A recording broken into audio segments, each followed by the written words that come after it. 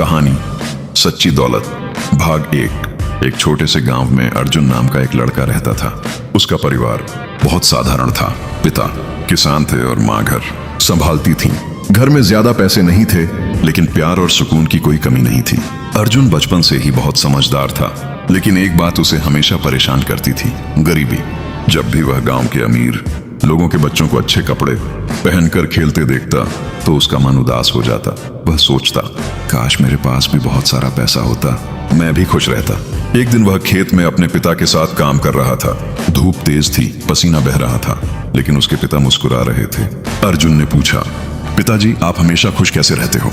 हमारे पास तो कुछ भी नहीं है। पिता ने हल्का सा मुस्कुराकर कहा, बेटा हमारे पास जो है वो बहुत लोगों के पास नहीं है। एक नया सपना। कुछ दिनों बाद गांव में एक बड़ा व्यापारी आया। उसका नाम था सेठ दयानंद। उसके पास बहुत पैसा था, बड़ा घर था, नौकर चाकर थे। गांव के लोग उसकी इज्जत करते थे।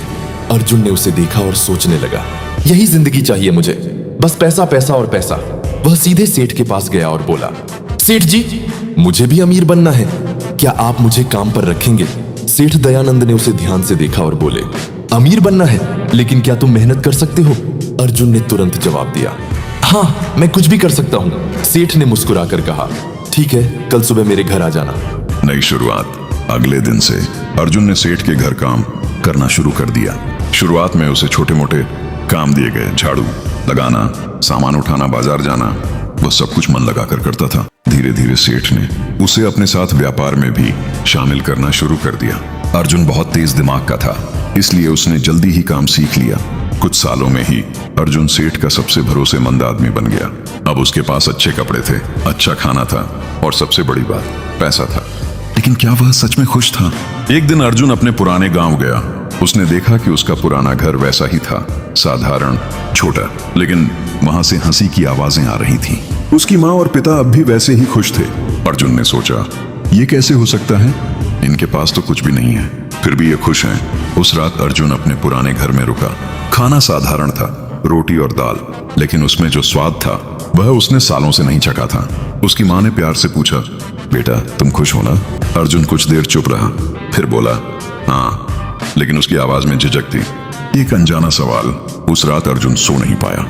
वह सोचता रहा, मेरे पास सब कुछ है, फिर भी अंदर से खाली क्यों महसूस करता हूँ? उसे अपने पिता की बात याद आई, सच्ची दौलत पैसे में नहीं संतोष में होती है। लेकिन अब अर्जुन के मन में एक बड़ा सवाल था, क्या सच में पैसा सब कुछ नहीं होता? क्या वह गलत रास्ते पर चल पड़ा है? अर्जुन पूरी रात सोचता रहा, मेरे पास सब कुछ है, फिर भी दिल खाली क्यों है? सुबह होते ही उसने अपने पिता से बात करने का फैसला किया। पिता खेत में काम कर रहे थे। अर्जुन उनके पास गया और बोला, पिताजी क्या पैसा ही सबसे बड़ी चीज नहीं है? पिता ने हल्की मुस्कान के साथ कहा, बेटा पैसा जरूरी है, लेकिन अगर पैसा ही सब कुछ होता तो अमीर लोग कभी दुखी नहीं होते। अर्जुन चुप हो गया।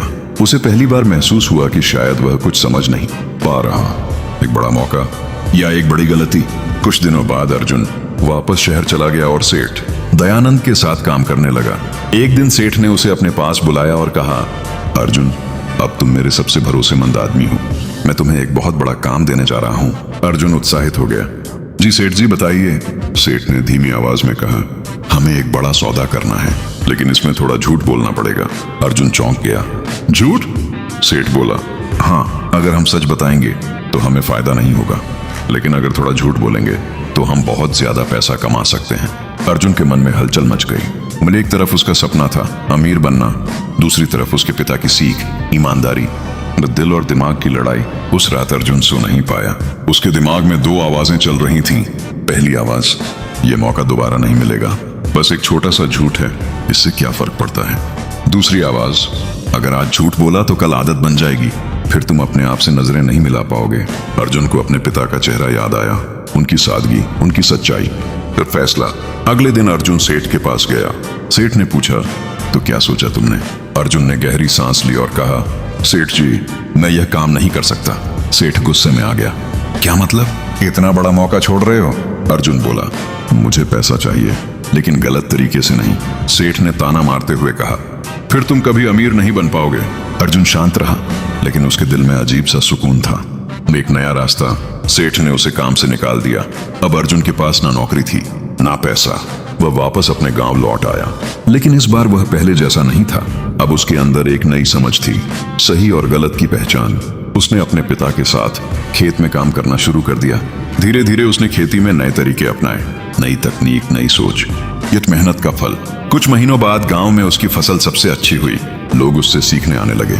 अर्जुन ने कभी किसी से ज्यादा पैसे नहीं लिए, बल्कि सबकी मदद की। धीरे धीरे उसकी पहचान बनने लगी, एक ईमानदार और समझदार किसान के रूप में। आने एक अलग तरह की खुशी। अब अर्जुन के पास बहुत ज्यादा पैसा नहीं था, लेकिन उसके पास कुछ और था, अपने माता पिता का प्यार, गांव वालों का सम्मान, और सबसे जरूरी दिल का सुकून। एक दिन उसकी माँ ने मुस्कुरा कर पूछा, अब तो तुम खुश हो ना? अर्जुन ने इस बार बिना झिझक के कहा, हाँ माँ, अब मैं सच में खुश हूँ। जिस भाग 3 में क्या होगा? समय बीतता गया। अर्जुन अब गांव का एक सम्मानित किसान बन चुका था। उसकी मेहनत, ईमानदारी और नई सोच ने उसे एक अलग पहचान दी थी। एक दिन गांव में खबर आई, शहर से एक बड़ी कंपनी आने वाली है जो किसानों की जमीन खरीद कर वहां एक बड़ा प्रोजेक्ट शुरू करना चाहती है। फिर आया अमीरी का मौका। कंपनी के लोग गांव आए और उन्होंने अर्जुन से भी मुलाकात की। उन्होंने कहा, अर्जुन जी, आपकी जमीन बहुत कीमती है, हम आपको इसके बदले बहुत बड़ी रकम देंगे, इतनी कि आप जिंदगी भर आराम से रह सकते हैं। अर्जुन के सामने फिर वही सवाल खड़ा था, पैसा या जिम्मेदारी, ये सुविधा या सच्चाई? इसे कठिन निर्णय। उस रात अर्जुन फिर सोच में डूब गया। अगर वह जमीन बेच देता तो उसे बहुत पैसा मिल जाता, लेकिन अगर उसने जमीन बेच दी तो गांव के बाकी लोग भी उसे देखकर अपनी जमीन बेच देते और फिर गांव खत्म हो जाता, खेती खत्म हो जाती, लोग शहरों में मजदूरी करने को मजबूर हो जाते। ये समझदारी का रास्ता। अगले दिन अर्जुन ने पूरे गांव की बैठक बुलाई।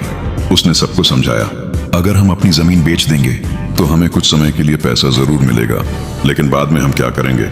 एक बुजुर्ग ने कहा, बेटा, लेकिन इतना पैसा फिर कभी नहीं मिलेगा।